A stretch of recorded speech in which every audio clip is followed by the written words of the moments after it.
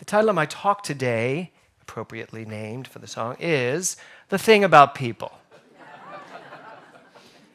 Beautiful slide, Alex. And I love it because, of course, she put me up there in yellow. Yeah. It kind of has my little swoop. So the thing about people. So Heather kind of started talking about it when she first was introducing the song, but, you know, people who need people are the luckiest people in the world. Are they? I mean, really. Needy people are the luckiest people in the world. I just want you to think about some of our lyrics from pop culture that we somehow buy into. People who need people. So how many of you, and show of hands, how many of you thoroughly enjoy the company of a needy person? You know them. You can point to them in life, right? We recognize and know when someone's needy because it feels a little confrontational. It's like, I don't have that much to give you. No, I can't do that. No, sorry. Look over there. You know, it's like...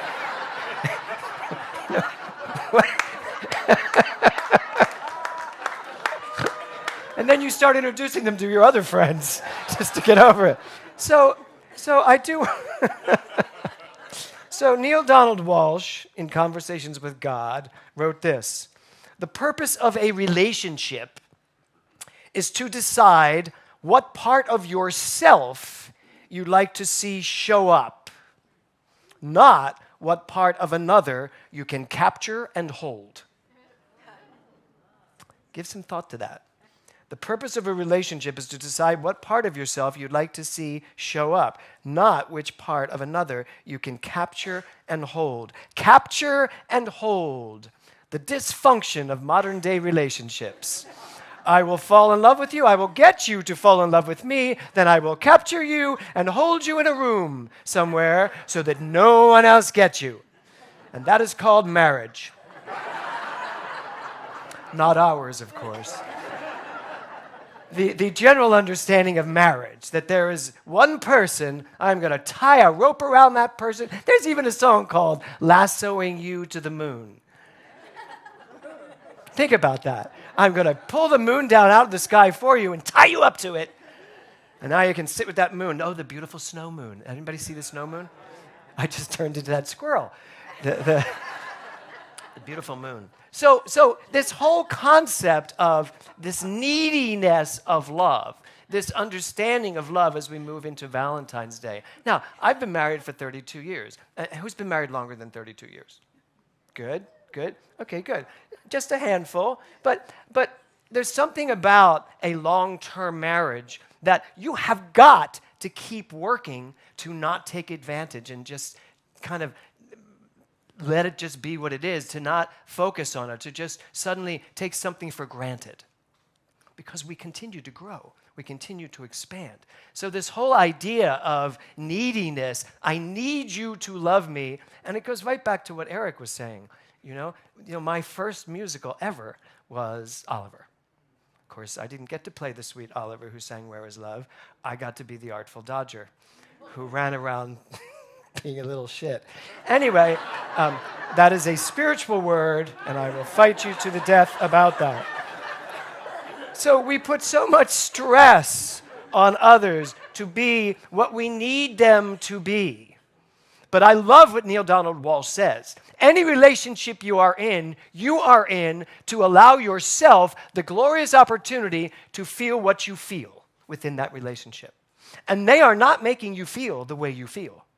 They are not the problem or the cause of your joy or your love. Because what happens is we believe they are the cause of our joy, the cause of our love. We believe that this person out here suddenly, oh my God, I'm in this great relationship and my life is amazing. And we believe that's what's causing the amazingness in our... No, it's my reaction to it. It's my relationship to it that matters. Because do it the other way, and as Eric says, they go away and you are left feeling alone. But you were alone to begin with. And you didn't feel that way before the person came along. Or maybe you did because you still didn't understand. The love that you feel for another is coming from you, not from them.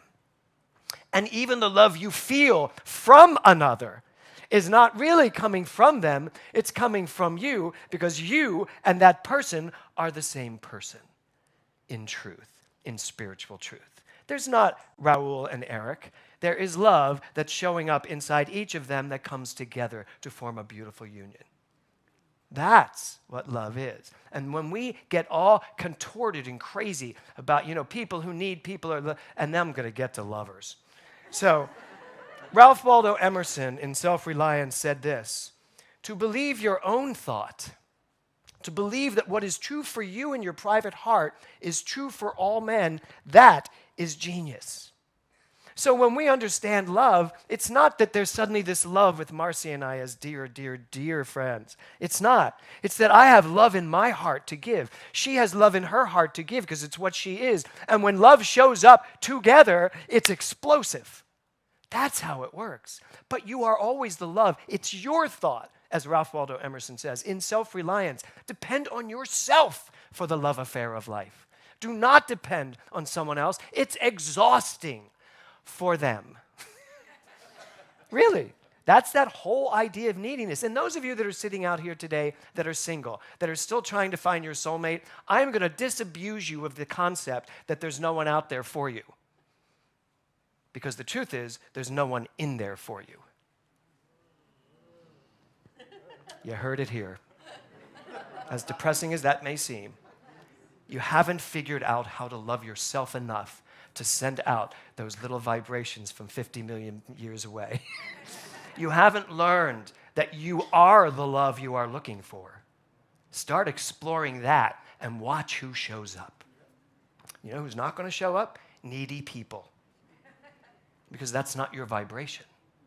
But you know who is going to show up if your vibration is, I need someone to fill me. Even the lyric, first you were a half, now you're whole. I never walked around as a half of anything. Ever. Do you think you came into this world as a half, as a child? You see little babies in their crib going, where's my other person? No, I can tell you, having twins, they wanted that other twin gone. They knew that love was theirs, and it was all theirs, not anybody else's. So that's how we come into this world. We come into this world knowing we are the fullness of life. Right? And then somewhere along the line, we're like singing these songs going, I'm a half a person waiting for my whole to fulfill me, to fill me. And it's like, oh, that's beautiful. And we're not even noticing that our subconscious is being destroyed by these concepts. And then I wrote, so he also says, Ralph Waldo Emerson, he also says, nothing is at last sacred but the integrity of your own mind. Everything we are talking about today is going through your mind to either agree with, disagree with, whatever you decide to do today. It's all yours. It's all up to you. Self-reliance. Your primary relationship will always be with yourself. So that's the children's program, parents. Your kids are healthy and fine, and short Connie's asking for primal screams or something. Don't worry about it. So, thank you, Mark. Please check that. Your primary relationship will always be with yourself. How you react to anything. That's right there. Remember who you are. Also, in Conversations with God, Neil Donald Walsh wrote this: there can be only one purpose for relationships and for all of life, to be and to decide who you really are. The only purpose of our relating with one another is to consistently see ourselves in someone else's eyes, to be mirrored, reflected back to us, which is why very often, the things that we attract into our lives and people, it can be annoying because they truly are mirroring back to us who we are. Everything that shows up in your life, you're equal to in a conscious level. So if someone shows up in your life and there's an issue there, don't always point to that other person as the problem, because frankly, it's not that other person, it's you. How are you going to relate to this? Where is my part in this? And that's very beneficial for any relationship to actually come from there. So let's go to lovers. Lovers are very special people. Are they?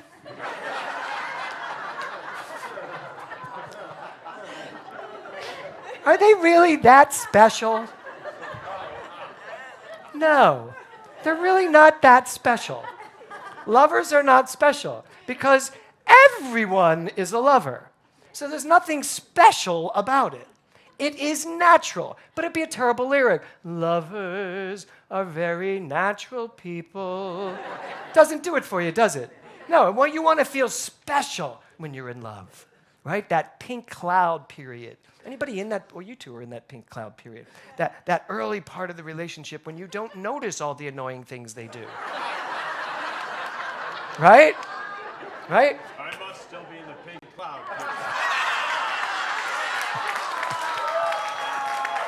Aww. For those of you who didn't hear what Kevin said, what he said was, there's nothing annoying about me. So that's good. But you know what that's like when you're in that kind of place where you don't see anything, and then all of a sudden, little by little, you start seeing things, right? I mean, when I first met Kevin, this weird thing happened when we moved in together. Every night, there would be toothpaste on my toothbrush waiting for me when I was ready to go to bed. Now, in the early days, I was like, that is so beautiful. Somewhere between then and 32 years later, I thought to myself at one point, what's he telling me?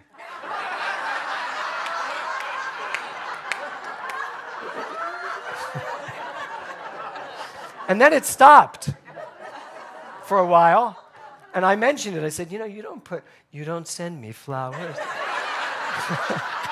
I was like, you don't put toothpaste on my toothbrush anymore. He went, oh yeah, I'll fix that. So now it's there every night. But you know what I finally decided to do?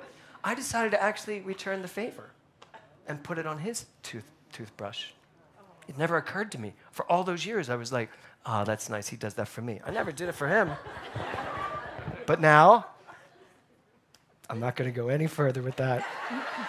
So lovers are very special people. No, they are not. Not if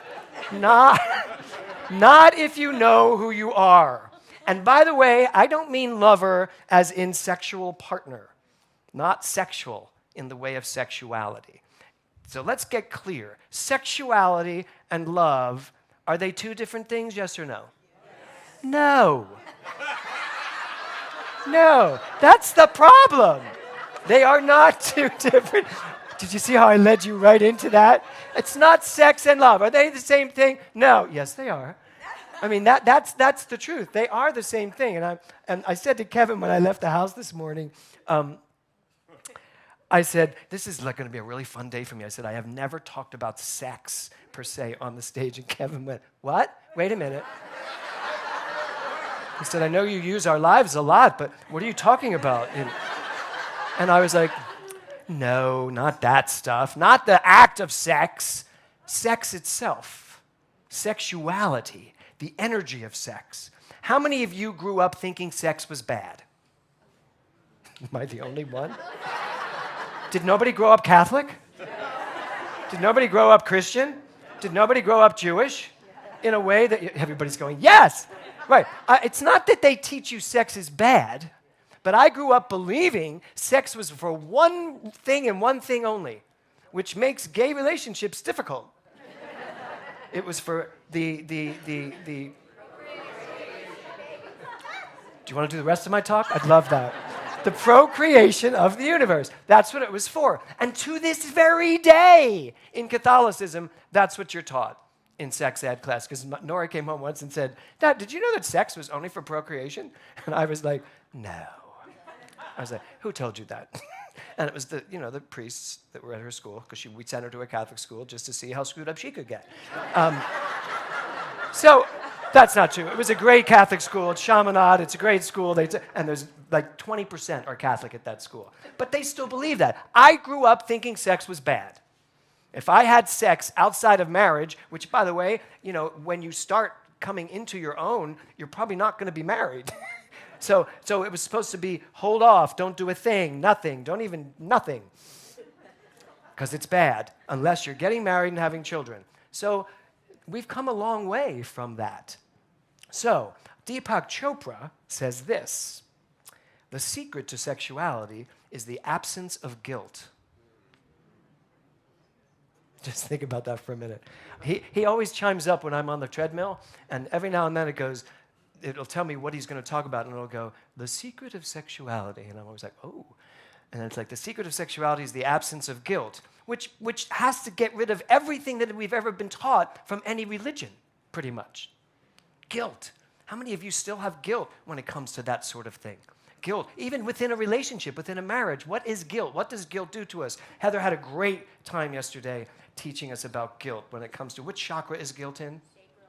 Which one is that? Here? Yeah, the second chakra, where guilt resides. He also says this: sexual desire is sacred. And then he says this: bliss, carefreeness, and playfulness are the essence of sex. I love saying sex up here. I haven't said it very often in 20 years of ministry. Bliss, carefreeness, and playfulness are the essence of sex. Being in relationship to intimacy is being in relationship to the self. Think about that. Being in relationship to intimacy is being in relationship to the self. So let's go back to lovers. I'm going to take it back and say lovers are very special people. But it's everyone, not just someone specific. It is a very special and a very sacred thing, this thing called love, this thing called eros, this thing called energetic field, a vibrational sexuality. It is a very sexual, sacred thing. That is what Deepak Chopra and some of the great minds are now teaching us, that this energetic field is actually the creative field. Deepak Chopra said, other people are mirrors of our own love. In reality, there are no others, only self in other forms. When we blame and criticize others, we are avoiding some truth about ourselves. We are in a relationship with people. When we are in relationship with people, we are in relationship with information about the self. So the relationship you are in, the loving relationship that you are in with whomever, is nothing more than your relationship to the information, to the intuitive wisdom of the universe that is there to teach you something, to tell you something. Eric talked about it. He gets it. Every relationship he's ever been in was there for some informational reason, some higher intuitive understanding of who he is, not who that other person is, no matter what they do to you or no matter what happened in the relationship. It's all there as information for you to tap into who you are. You want to know who you are? Look at your friends. Look at the people you spend time with. Look at the people you choose to be in relationship with, because you are frankly in relationship with yourself. You are looking at yourself no matter what you're looking at. And if you don't like what you're looking at and you don't change it, then you have to comprehend and know that yourself seems to not care about itself or love itself enough to change the relationships that need changing, to change what needs to be changed going forward. Deepak Chopra also says the highest eros is to take God as a lover. Eros in Greek was the god of love. The contemporary version of eros is sexual love or desire, and in psychology, it is the life instinct based on the libido, sublimated impulses, and self-preservation. Taking God as a lover. Growing up Catholic, I believed that all nuns took God as their husband. They all had a wedding ring on, and they were married to God. That's what nuns did. I imagine they still do. Priests took a vow to be in intimate relationship with God. I don't think they thought of God as their wives, but I do believe they thought that that was their marriage. They married God.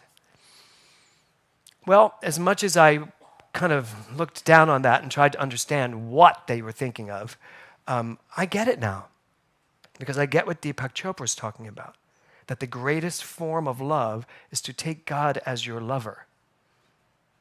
That means when I take Kevin as my lover, I must do it from the highest level of consciousness, and I must be willing to see him that way, regardless of what's going on. That's taking God as my lover. That is taking God as the love of my life. That is allowing God to be the centerpiece of my love. Why can I do that? Because I get that that's who I am. Because I get that that's who he is. So this Valentine's Day, I think it's time for us to celebrate love, not as the Oliver version of love, not as the, Sex and the City version of love, but to take love and elevate it to where it belongs. And that is in a sacred space.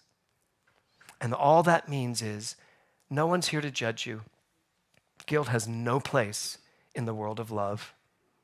Whatever you choose to do is yours to choose in any way you choose it, with whomever you choose it with, in whatever way you choose to express it.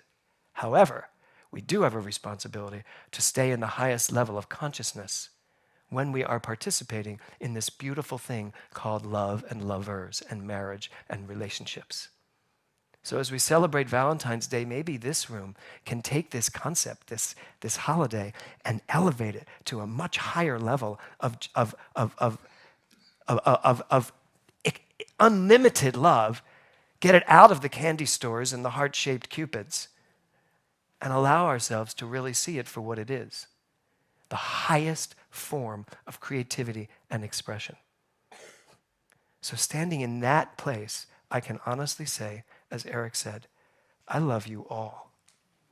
I stand in that place of love as love, and I can say Happy Valentine's Day, and that each one of you are my Valentine, and that lovers are very special people. And you know what else? They're the luckiest people in the world. Namaste. Thank you. Thank you.